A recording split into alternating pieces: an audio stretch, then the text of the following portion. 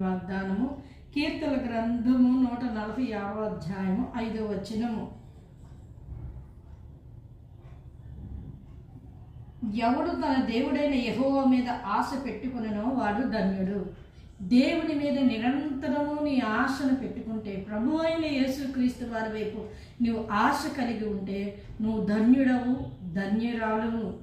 దేవుని యందు నీ ఆశను, యేసుక్రీస్తు వారి యందు ప్రతి విషయంలోనూ ఆశ కలిగి ఉండాలి.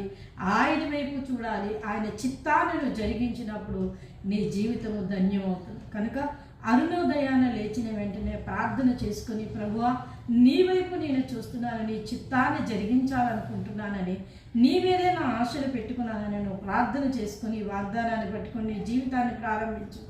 దేవుడు నిన్ను ధన్యుడిగా, ధన్యురాలుగా నిలబెడతాడు. అలా చేసి ప్రభు ఇచ్చిన దేవుని ఆశీర్వాదాలు పొందుకోండి. ఆమేన్.